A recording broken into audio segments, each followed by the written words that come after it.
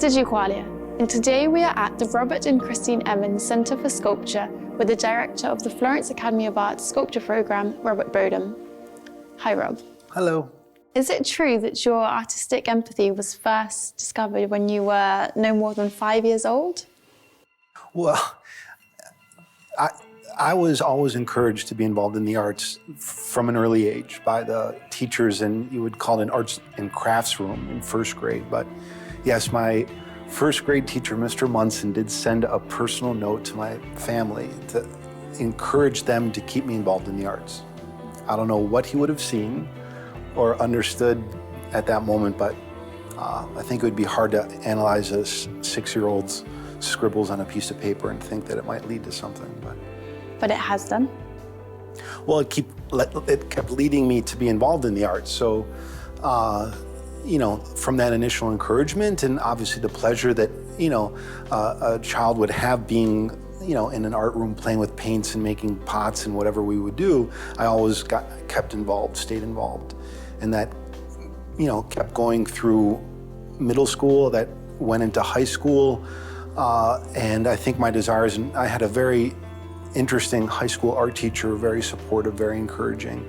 Mr. O'Brien, it was just a pleasure to be around. So, and I think that there was also, as you know, a 17-year-old, what I was trying to probably impress girls with, making dazzling drawings as best I could to, you know, as a unique activity that one would do. At which point did you think you could seriously pursue a career as an artist rather than an art educator, which had been your initial plan? Yeah, I went to college to become Mr. O'Brien, actually my high school art teacher. He helped me a lot through times I was going through in high school, hard times, and, you know, I felt that I owed the world, you know, and that there needs to be more Mr. O'Briens in it. But when I was a freshman in college, I went to a liberal arts college that the intention would be to study studio arts and to then get an education degree so I could teach high school art. Whereas then I encountered a professor who, when I mentioned this to her as she was reviewing my work, she asked me to consider, and I guess what she meant by this is setting my ambitions a little bit higher, that she thought that I should pursue a visual arts career. And at that point, you know, that was an enticing thing. That was a very encouraging, you know, words from her. And I went with them, and I transferred to a different university where I could be more in the studio and pursuing the arts. And was it at that point that you began studying sculpture as opposed to graphic design or painting, drawing? Sculpture is never something I encountered in high school. It's not generally part of anyone's curriculum in high school, at least where I went to high school. And we did do some sculpture in my freshman year of college, where this same teacher that encouraged me to leave the university or the college I was at, she also looked at the first sculpture I made and told me that I am definitely a two-dimensional artist. So, you know, well, anyway, hence I left there, and then when I got enrolled into a different university, there were many more studio art classes, and so, you know, the initial first 2 years of that university was me pursuing drawing, painting, sculpture, and sculpture included welding, sculpture included wood carving, and, you know, all kinds of different things. So, at which point did your work become figurative? Well, the Boston University at the time I went there was, in America at the time, would still have been considered somewhat traditional school, where there was quite a few classes dedicated to studying the figure. There was classes, you know, dedicated to try to understand how to draw perspective. There was the classes in painting were dealing with how to organize and understand a color wheel. And so the basis of their education was somewhat traditional, whereas it seemed to be like many places, well, we're going to teach you some traditional elements, but what we're going to really encourage you to do is go and do something unique and different than maybe pursue the figure. So that happened to me there. And I have to say I was often quite frustrated in my figurative classes because there wasn't quite a standard to work towards. And that was also accompanied with professors coming by, looking at what I was making, and say, oh, great job, next time make sure the paper's bigger and you'll find a bigger drawing board and you just do it bigger. And so I was left there as a 20-year-old looking at my drawing, and I was completely engaged in the model in the room and always seeing these harmonies that were associated with the model that were fascinating to me. And I knew I didn't have them on my paper. I didn't know the questions to ask, nor do I know if the teacher could have actually helped me achieve them. So I was quite frustrated even though I was being encouraged, I was quite frustrated at what I was doing on paper and in sculpture. So when it came to the figure courses, so I gravitated towards the more interesting aspects of that for me at the time of what I could do in the university, which was actually make abstract work. Mm-hmm. And which is when you picked up the chainsaw. Yes. People ask me why, I could have decided to be a painting major or a sculpture major. Really, that was what I was there for, and those were my choices. So my choice was made to me or made for me, or helped me make the choice when I got a tree trunk and a chainsaw. And as a 20-year-old, to me, going into that room, making all kinds of noise and with my wood chisels and being able to make whatever I wanted, freely was just it was a very free, open environment that I loved. And following this, you came to Florence to study under Daniel Graves. I came to the Florence Academy of Art, and the reason was that even though I was pursuing abstraction, and I thought this was something I was going to do my whole life, I knew that the ideas were very gestural. So for people who saw my wood carvings, they kind of flowed and moved, not unlike maybe some of my figurative work today. And I knew the ideas were coming from having observed models in model rooms. That's where I think I was being influenced to make abstractions came from. So having known Daniel Graves, I knew that his school was, you would immerse yourself in the figure, and my idea was to have an international, sort of education, to go abroad. I said to myself, I'm going to go and work with Daniel Graves. I'm going to spend a year immersing myself in the figure. And at that point, I will have exhausted my need to work with a model anymore. And the exact opposite happened. Okay. So after a year, you thought, right, I'm done. I've finished with the model. But today we're in your studio, where you're the director of sculpture, and you champion working from the live model. Yeah, that's, Daniel was very influential to me, and he was able to take away all of the frustrations I had by the way in which he taught, and understood how to work with the human body and the model in the model room. And so Daniel, for the first time in my life, I realized that actually you can teach this subject, that there are ways in which to approach it. There are ways in which that you can bypass all these frustrating moments without your mind to be able to get you through them on your own need, or for your own, out of your own desire. So to me, it was fascinating. And when I was able to start capturing some of those elements that always eluded me on a piece of paper at the Florence Academy of Art with Daniel, it lit a fire. And then the enjoyment, I always enjoyed working with a model, but just was frustrated with it. And I was finally working with a model, gaining confidence, seeing a paper start to turn into something other than chalk on a paper. And that was extremely exciting for me. And yeah, at that point, I throughout the year here, and this was back when the Florence Academy of Art was just Via delle Casine, it was a very special time. There was very many special people here. Ramiro, who's now the director of the drawing, was my roommate, or painting, I'm sorry, was my roommate. And anyway, it was a very exciting time. And I tried to take as much advantage of it as I could, and I did change my mind. And I remember when I decided to go to graduate school, I'd applied to all these other graduate schools to pursue abstract wood carving. And I remember I was in a cafe in Milan, and I put some coins in the phone and called the figurative sculptress that worked at Boston University and said, I want to come and study with you. Can I apply to your graduate program? And she basically accepted me over the phone into her graduate program, or the graduate program, and then there was a formality of sending the application. Yeah. And I think the $50 that it cost to send that one. Okay, but afterwards you came back to Florence and established the sculpture program here. Yeah, I was in graduate school for 2 years.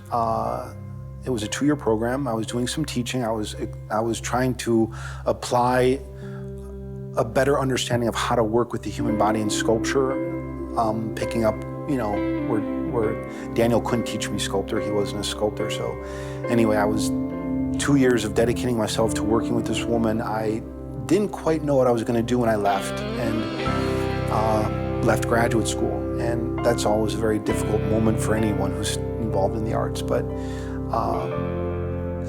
I wrote Daniel a fax, and basically because I was available, and I knew that Daniel had a passion for sculpture and he was a lover of sculpture. I thought that there would be a way to complete the Florence Academy of Art in the fact that they're not just a drawing and painting program anymore. And Daniel did his thing to make sure this could happen. I won what was a fairly prestigious award or grant from my university for the work I did, which afforded me to come over here without having too many, let's say, financial problems, because, I came here into Via Luna. It was an empty building. There was a couple drawing students in it. I didn't have a single student, and who knew what was going to happen? So at that moment, to at least have a year of financial, not to be worried financially, because without any students, I wasn't getting a paycheck. So anyway. How many students do you have today?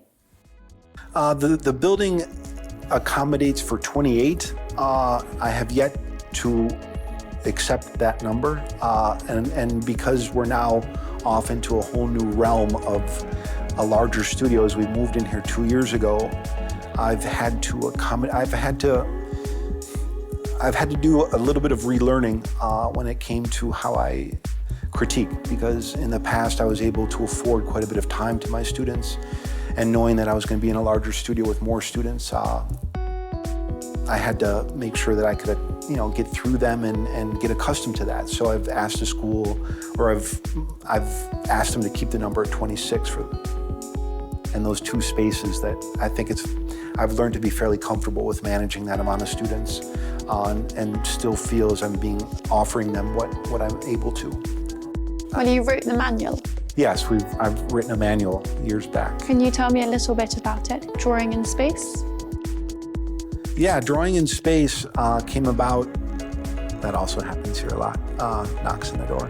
Drawing in Space came about as a little bit of a challenge. A student at one point was quite frustrated and asked me to clarify, even though they were in their 3rd year, what I'm actually teaching in the building.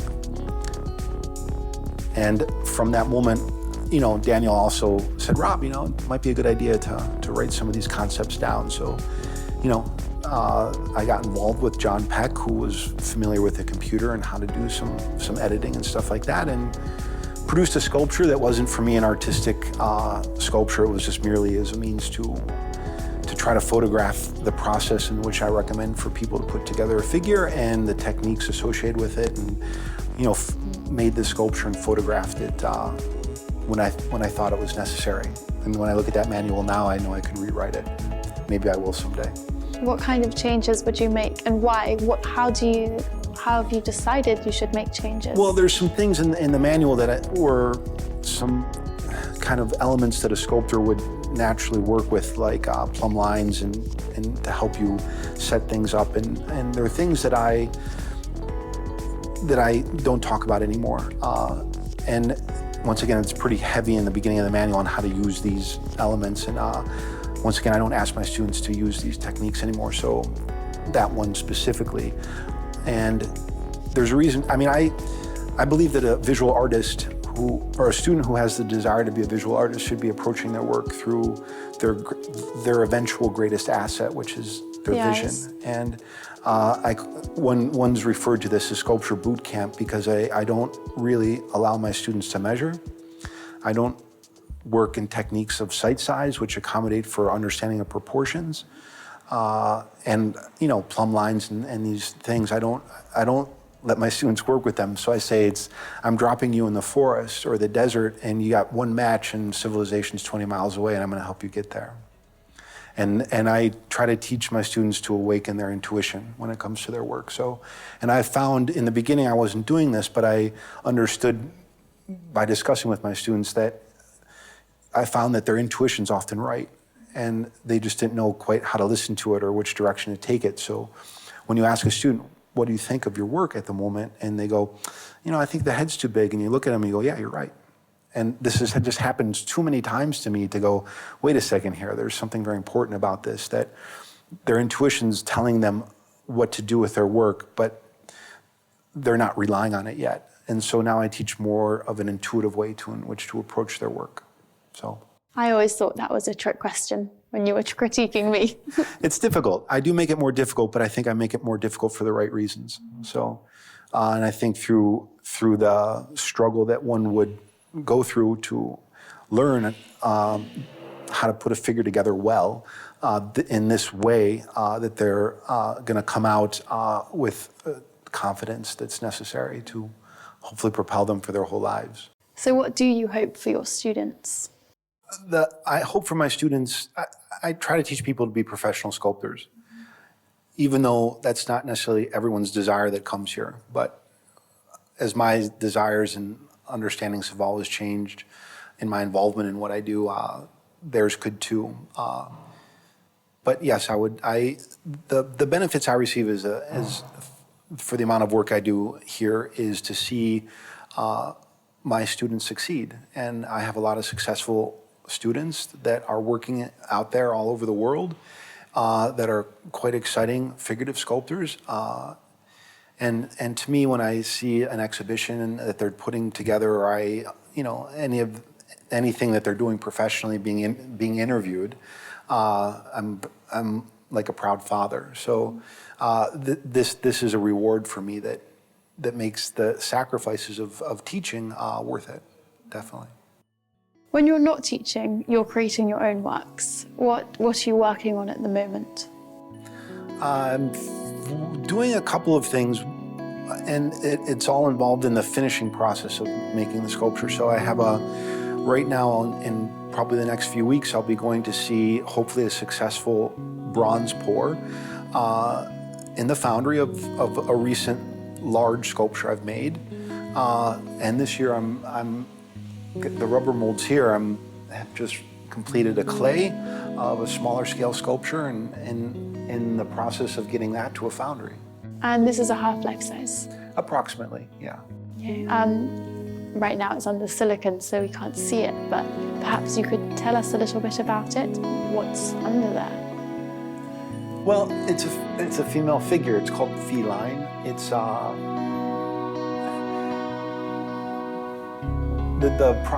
this sculpture has been ongoing since September, so it's about a 4-month project.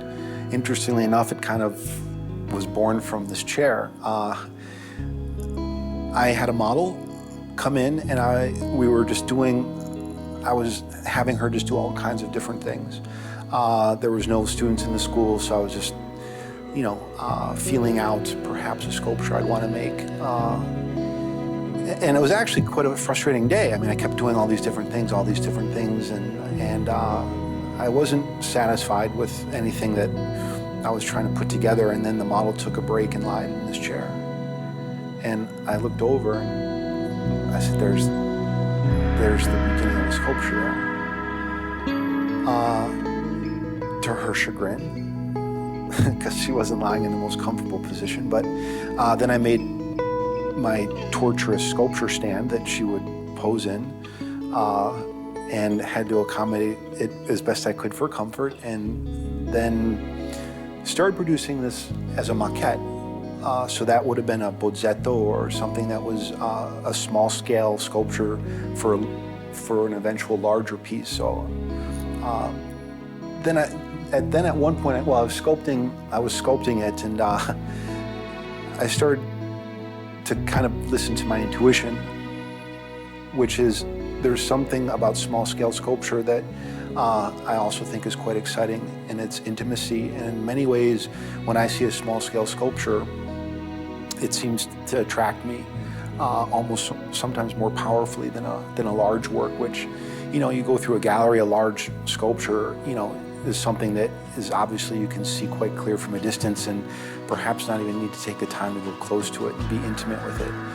Whereas a small scale sculpture that's captivating would be something that you went through a similar type of space that it would be in. It might grab your attention, and because of its scale, might desire for you to come over and be a little bit more intimate with it. So I started this as a maquette, which when I decided to pursue a sculpture on this scale, which in many ways is more difficult than large-scale sculpture, the whole, like for example, the armature had to be completely taken out. So, the sculpture was 70% complete, and I knew it wasn't going to be a maquette, but the way I'd set this up had to be all changed, so I had to take all these posts out from underneath it. And it was quite a difficult day, actually, to take an armature out from underneath your clay, to put these metal posts into it that were gonna let me get into areas that I couldn't get into with a larger sculpture.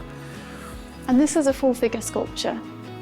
You've told me once that you don't really rate portrait sculptures as finished pieces, but more as exercises. Yeah, I'm personally just never been that interested in portrait sculpture. A question I ask some students, because it's obviously something one needs to study, and there is a head on every figure.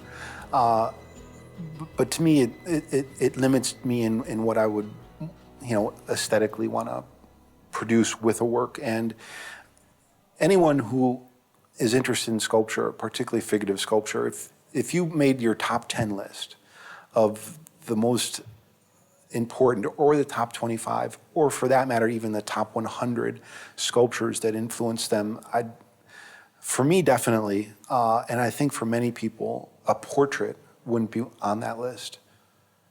It's interesting. You'd think of the Pietà, and yes, it has a beautiful portrait. Michelangelo's initial Pietà, that portrait of the Virgin Mary, is, one of the most beautiful moments in sculpture there is, and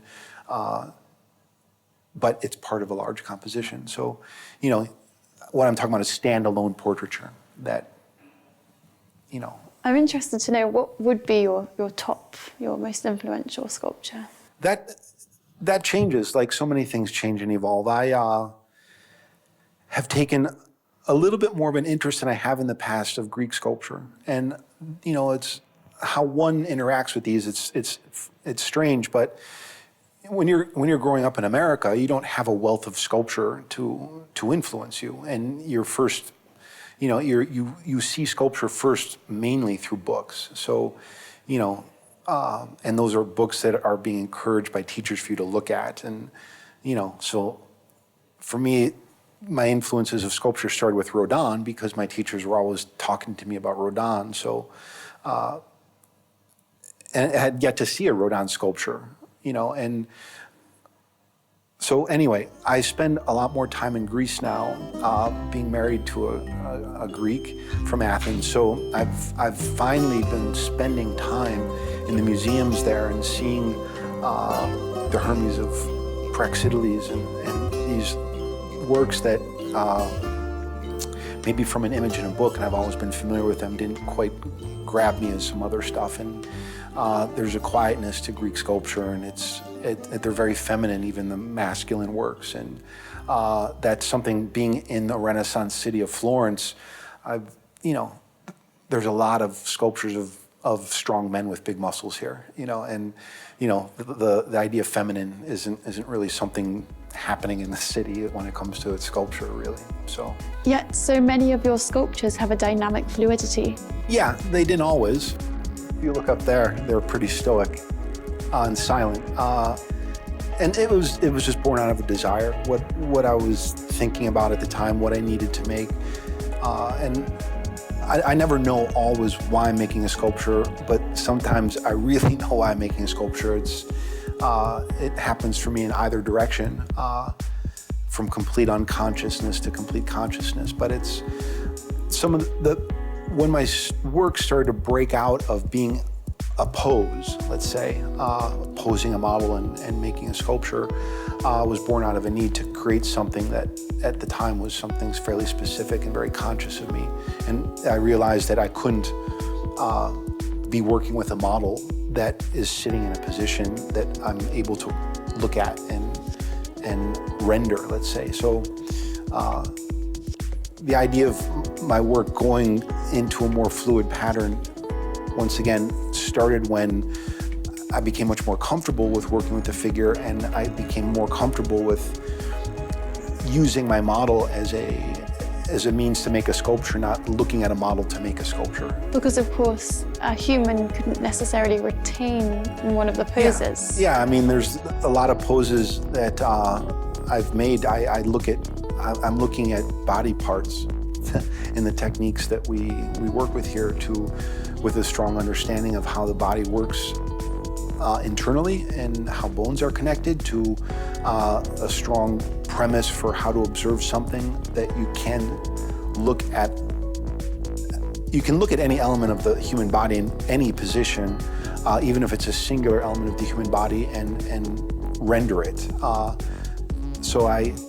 These are the techniques we learn here, and I work with myself. But no, I don't need models posing for me in this sculpture. The recent one is, sometimes models can take pose and then there's a comfort zone there, but I actually I think as I've been doing this longer, I'm taking information from my model that I am attracted to and I think is necessary for the work, which also means that there's a large amount of information maybe that is unnecessary for the work. And then there comes invention, then there comes, the needs of the sculpture define what I need to do with it. And if my model isn't affording me that, then I don't just sit there and produce that leg because that leg is what it looks like at that moment. Do you think that any of your actions are subconscious?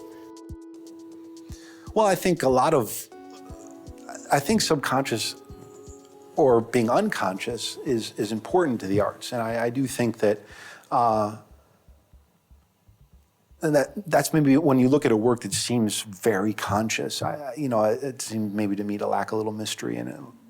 And I think that, the more you get involved in something like this and the better you understand it, and you lose a certain amount of you lose your naivety towards it. So, it's an unfortunate part of the arts that, in the study of arts, that one will become less naive towards the appreciation of art. And I think that, I always hope to claim a little bit of naiveness back into me when it comes to things, but that is me as well. I'm more than happy to let unconsciousness become part of the process, and invention, and more of a need now to not, once again, there's so many things involved in this conversation, but it starts with even being able to produce a figurative sculpture competently. It takes a long time and it's hard, and it doesn't come immediately. So, it's nice to rely on a model to be in front of you and be